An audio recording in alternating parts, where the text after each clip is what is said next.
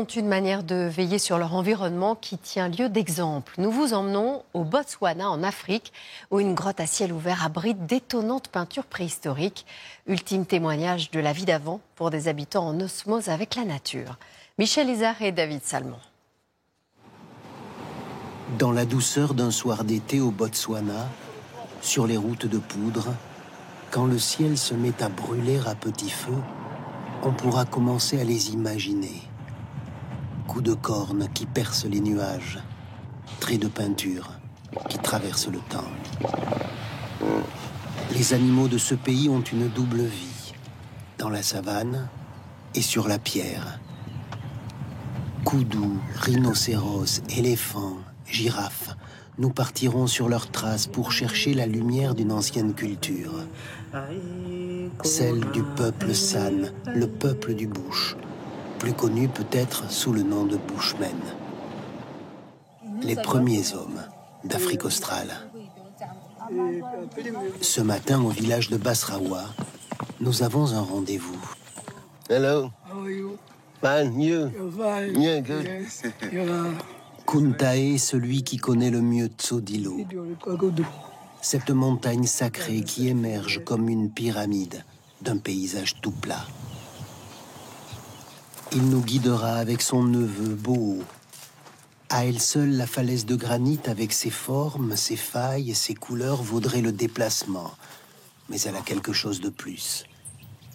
Elle est habitée.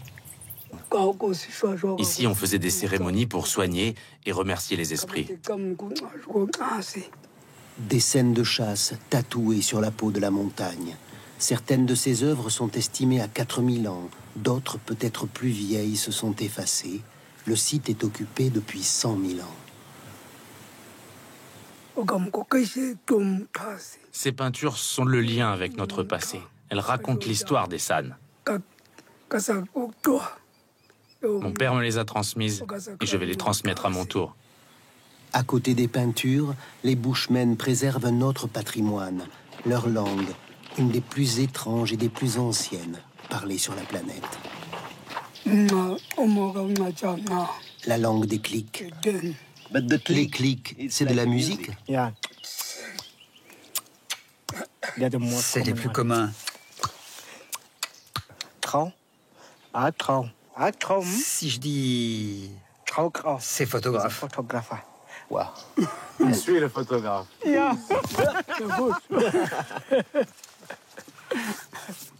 Tsodilo est un musée à ciel ouvert classé au patrimoine de l'humanité. 4500 peintures au total. Et parmi elles, il y en a une qui nous touche peut-être plus que les autres. C'est un homme qui, comme Kuntae, parlait la langue des clics.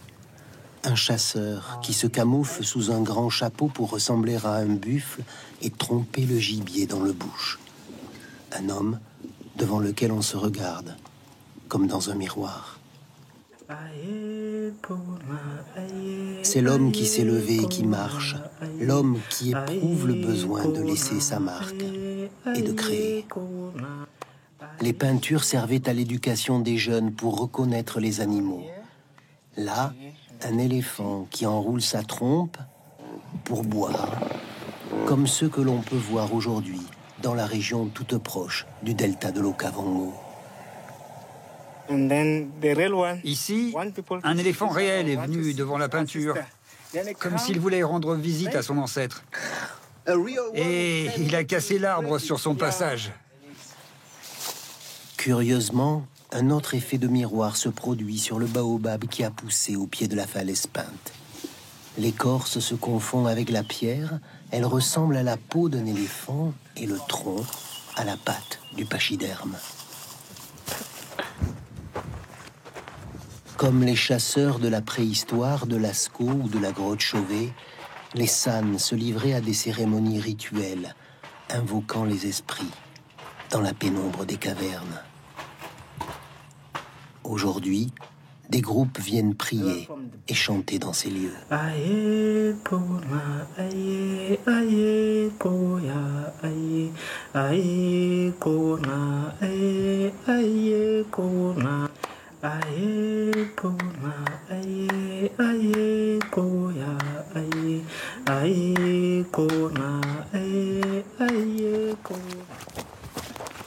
Nous poursuivons le chemin vers les peintures sans doute les plus étonnantes de Tsodilo. Elle montre que les San étaient de grands voyageurs. Ils partaient à pied jusqu'en Afrique du Sud. Sur le granit, un dauphin, une baleine avec le souffle de son évent alors que nous sommes à plus de 1000 km de la mer. Et là, un manchot. Celui qui l'a vu était tellement impressionné par cet oiseau que lorsqu'il est rentré, il a voulu le raconter à la tribu et il l'a dessiné. Raconter des histoires, c'est ce que font depuis toujours les Bushmen. Mais leur histoire a changé. Ils ne sont plus des chasseurs nomades. Le village de Basrawa se trouvait à l'origine au pied de la montagne sacrée.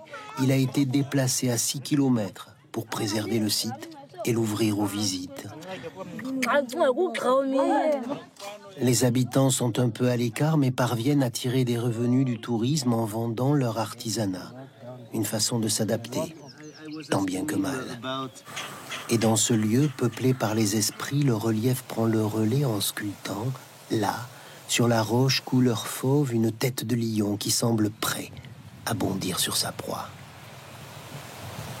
La savane est la même qu'au temps des premiers chasseurs et des premiers peintres, pleine de surprises et de secrets.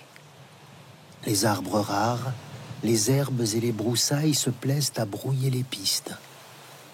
Cachée derrière son camouflage, la girafe impassible franchit l'espace millénaire et vient se refléter dans un miroir de pierre.